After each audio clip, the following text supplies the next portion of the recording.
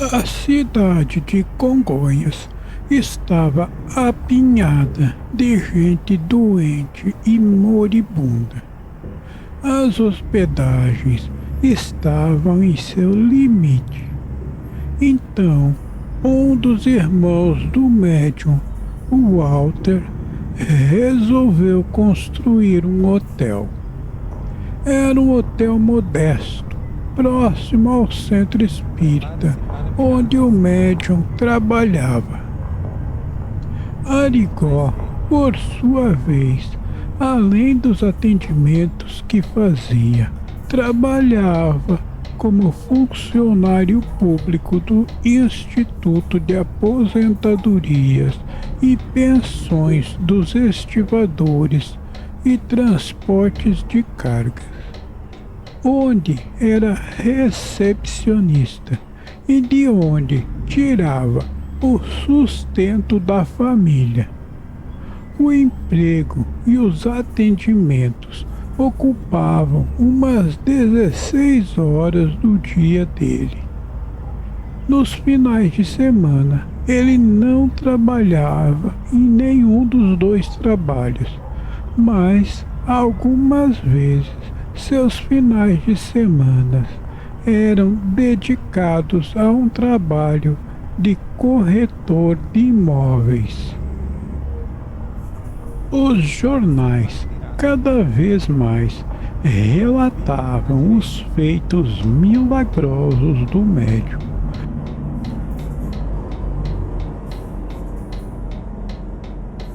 Mas nem todos eram favoráveis a ele. Foi o caso de um médico e jornalista da revista Realidade.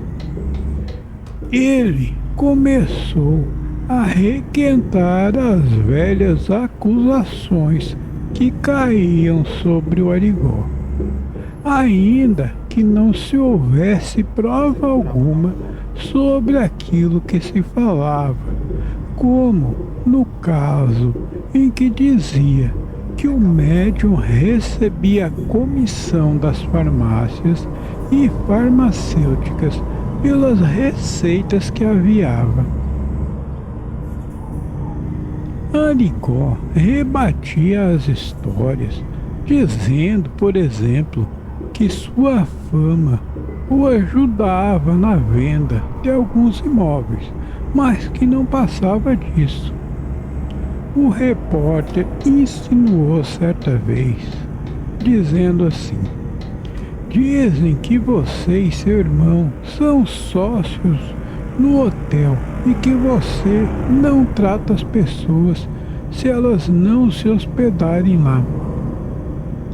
Arigó ficou muito irritado e respondeu que o irmão tinha construído aquele hotel sozinho, sem a sua ajuda.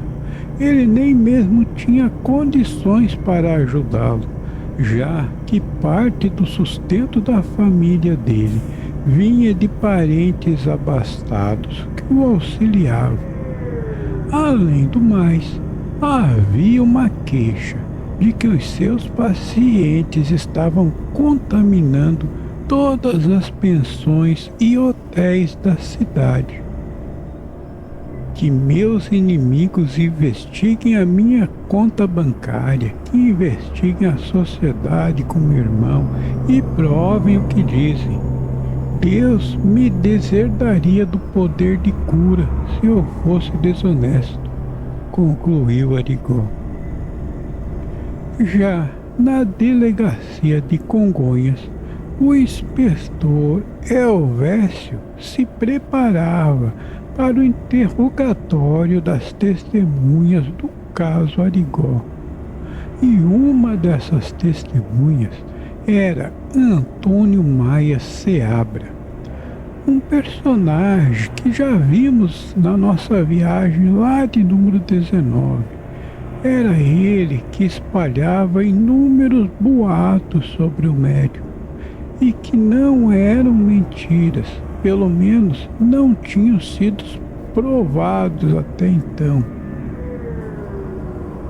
O fato de os inimigos do médium estarem dispostos a falar, levaram o inspetor a acreditar que o caso logo seria resolvido.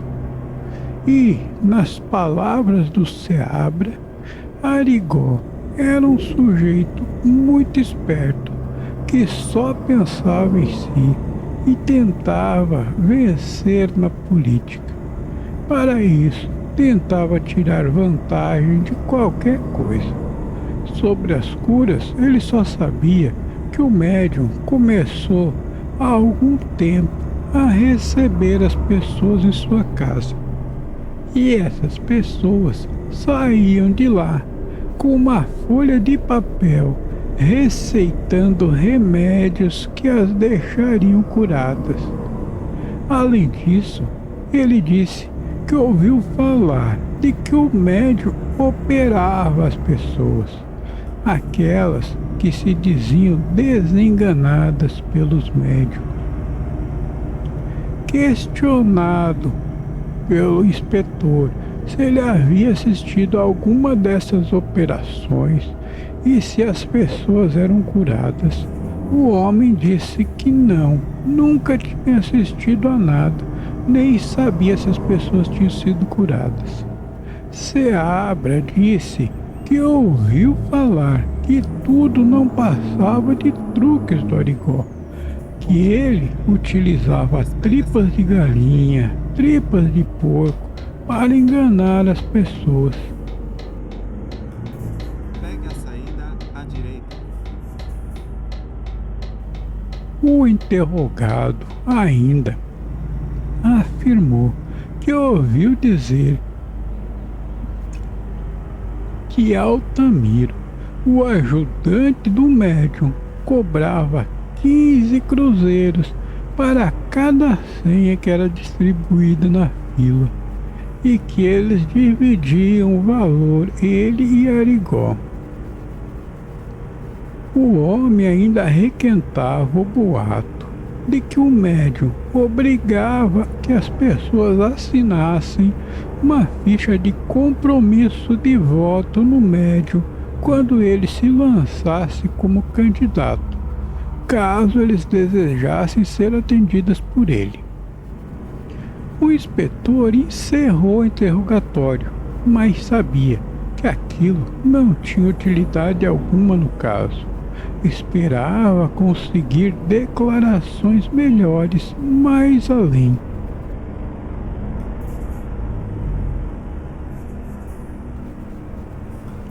O inspetor achou o caminho para as comprovações que precisava quando começou a receber aqueles que ansiavam por defender o médium, pois esses sim contavam que eles, algum amigo ou parentes, haviam sido tratados pelo médium com sucesso. Iludidos que estavam de que esse testemunho fosse favorável ao médium, eles não sabiam que era justamente o que o inspetor precisava. Pelo Código Penal que o inspetor se baseava, o ato de prescrever medicação, executar algum tipo de cirurgia ou a prática de hipótese eram crimes tipificados no artigo 284. Mas, apesar dos inúmeros relatos que confirmavam a ação do médium, a instauração do processo sofria um atrapalhamento devido à boa índole de Arigó, juntamente com o fato de que ele não cobrava pelos tratamentos, além de não ter surgido nenhum caso que comprovasse prejuízo à saúde de algum paciente tratado por ele. Nesse tempo, começou a acontecer umas coisas estranhas na vida diária do médium. Mas isso é o que veremos mais além. em outra viagem. Por enquanto, o velho vai ficando por aqui. Beijo do velho do ETS.